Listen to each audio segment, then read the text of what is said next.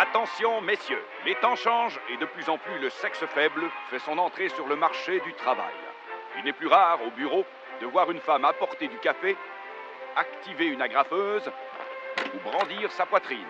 Telles les Amazones des temps anciens, elles ne craignent pas d'affronter un monde d'hommes pour le privilège de maîtriser des technologies modernes telles le téléphone et le stylo à billes.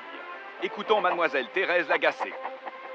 Mon plus grand obstacle en tant que jeune femme au travail, c'est que je dois ouvrir moi-même les portes. Je ne m'attendais pas à ça. En effet, les règles de l'étiquette dictent qu'un homme élégant doit ouvrir la porte à une demoiselle lorsqu'il se retrouve en société. Mais qu'en est-il en milieu professionnel? Confrontées à une porte fermée, les fragiles créatures sont souvent confuses et prises de panique. Je pense que c'est le rôle de l'homme de protéger la femme contre les portes. Moi, je marierai jamais une ouvreuse de porte. Afin d'aider les employées féminines, certaines compagnies ont tenté d'éliminer les portes en les remplaçant par un rideau. Mais c'était sans compter les difficultés propres au maniement d'un rideau. Je suis habituée de pousser mes rideaux pour espionner les voisines, pas pour passer à travers comme une gitane. Face aux difficultés pour une femme d'actionner une poignée de porte en public, certaines offrent maintenant des ateliers où elles se pratiquent à ouvrir des portes par elles-mêmes sans l'aide d'un homme. C'est un atelier de 2 semaines où on apprend aux femmes à tourner une poignée de porte dans un lieu public. On apprend aussi la signification de termes comme pull et push.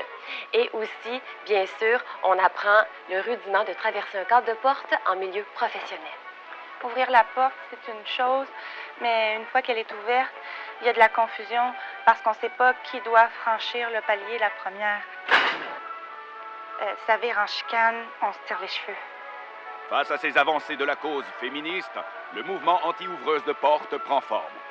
On écoute le curé Antoine Lamotte.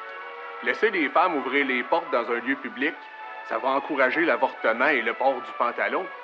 Une femme qui ouvre une porte, c'est une créature perdue qui va brûler dans les flammes de l'enfer. Quand j'ouvre la porte à une dame, c'est pour être gentleman.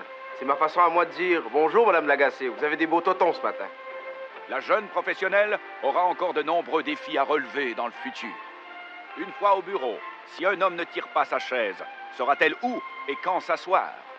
Mais qu'est-ce que je fais si un homme ne tire pas ma chaise au bureau? Est-ce que je travaille debout? Est-ce que je tire ma propre chaise comme une sauvage? Non. Bonjour, Mademoiselle Lagacé. Vous avez de très jolis totons aujourd'hui. Oh, vous!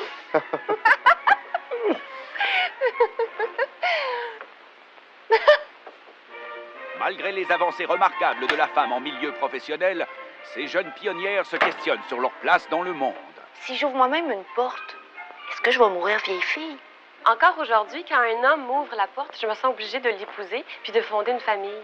Je veux ouvrir mes portes moi-même, mais je veux aussi que mon patron me complimente sur mes totons.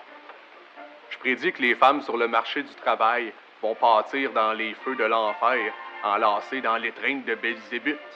Et ces vagins au vent qu'elles vont entraîner les fils d'Adam dans l'abîme de la luxure et de la déchéance. Merci.